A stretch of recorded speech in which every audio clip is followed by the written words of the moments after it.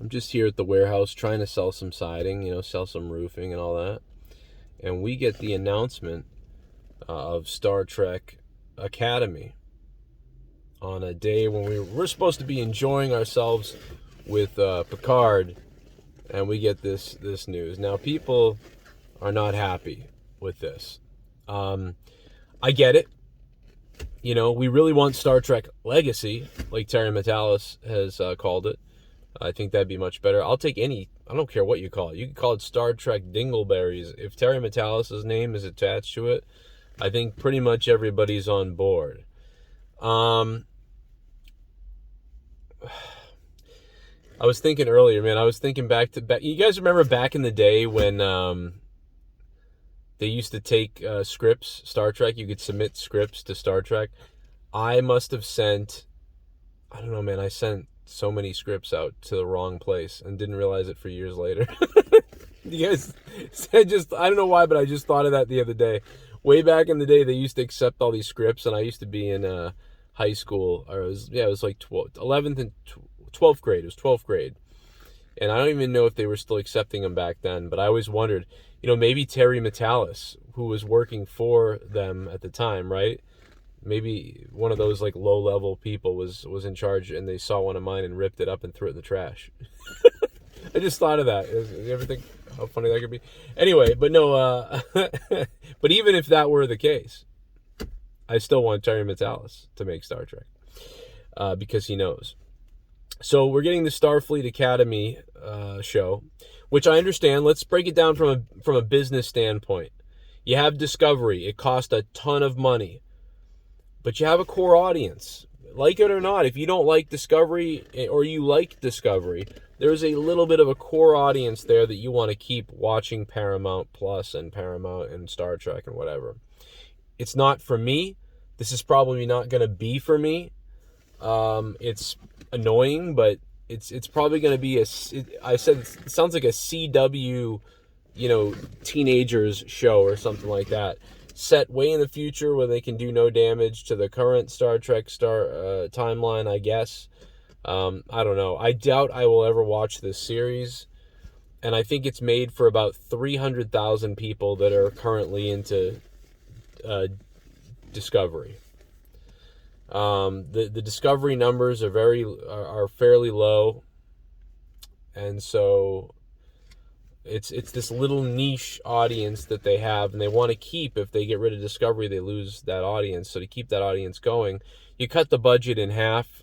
You know what I mean? You cut the budget in half, and then you keep it going. So fine, good for them. That's fine.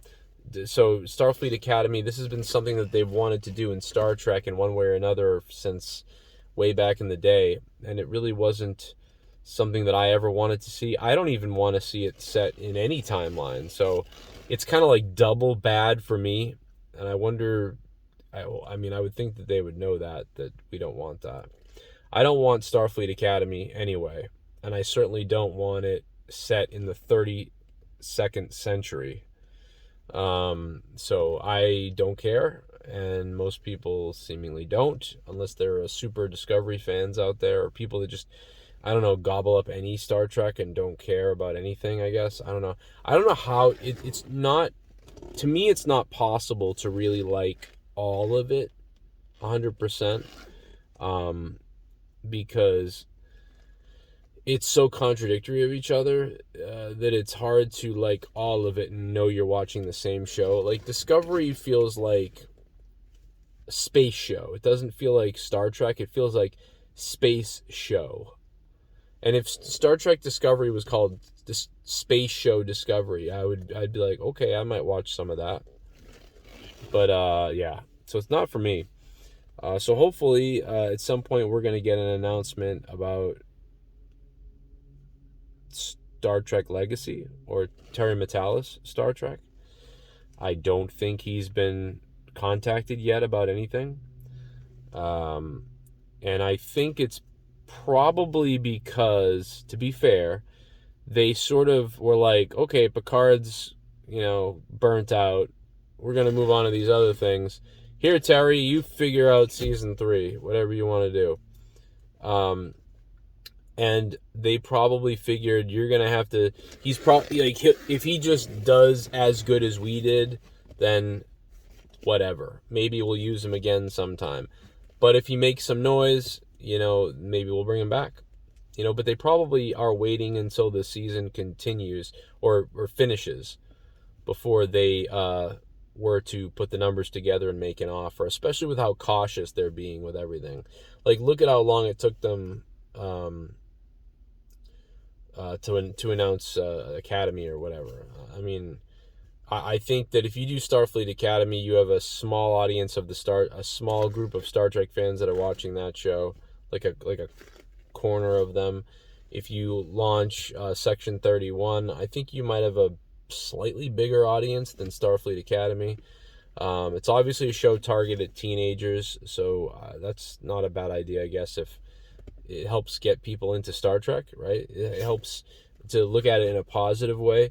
There may be some teenagers that get into it, but I never really liked that argument that, hey, let's make a stupid teenager show and then maybe they'll get into Star Trek, or let's make a stupid cartoon show and then maybe they'll get into Star Trek.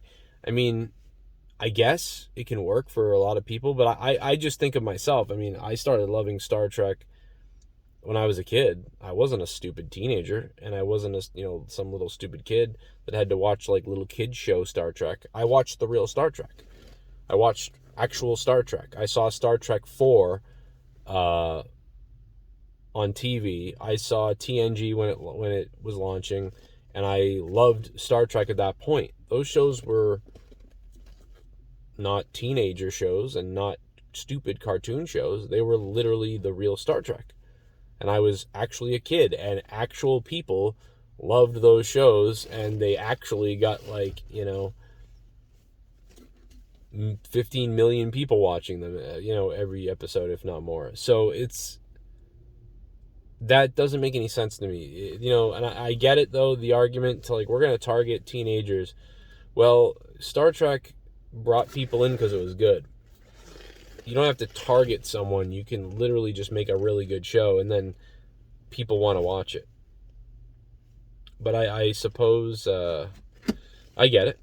So we'll see what Starfleet Academy it looks like. I will probably watch it and throw up, but we'll watch a couple episodes whenever it comes out, I'm sure, and we'll try to see. Unless, you know what, though, I will be honest, if they don't do more of the 25th century with Terry Metalis, man, that's gonna be a sour pill. You know what I mean? That's gonna be a tough pill to swallow. If you see Section 31 in Starfleet Academy, and you don't see this 25th century continue, yikes. So, but I think business-wise, it makes sense, like I said, to keep that niche Discovery audience somewhat interested or whatever. But it is not what I was looking for. So there's the news. Are you excited about Star Trek Starfleet Academy set in the 32nd century? And my review for episode 7 of Picard is up, season 3. Go check it out. And we have the big boys, number 8, 9, and 10 left to go. And from what I understand, every episode from here on in gets better and better after each other. So we'll look forward to that. And a little bit of a worrisome, to get. I think people are worried. They're like, oh shit, I like this Star Trek dog. But hopefully everybody, if you want more of this type of Trek, you use the hashtag Star Trek Legacy, and you tweet all the people, and you make some noise. You go to terrytrek.com and you sign the petition, and you try to make as much noise on social media as possible, and you watch these episodes like crazy on your Paramount Plus, and tell all your friends, tell all your neighbors, tell all your family, and you just tell everybody, you've got to watch Picard season 3. You got to see it. And that's it. That's all you can do, man. I'm trying not to hate on other Trek or like hate on and rain on other people's parades. Like, I've been doing that too much. I'm trying to, like, okay, that's probably not going to be for me. Don't really like that, but hey, man, there's a lot of Discovery fans out there that are going to be pretty happy. So I think so. Good. That's good. More Star Trek for everybody. That's cool. But yeah, I'm a bit concerned. All right. What do you think? I'll see you guys later. Oh wait. Oh, never mind. I'll tell you guys about it later. I'm saying this on all my channels. I'm gonna be in this little commercial thing coming up soon. And you know what? They really paid us pretty well. I thought I was gonna get paid like $50. But they actually paid it. They paid pretty well, man.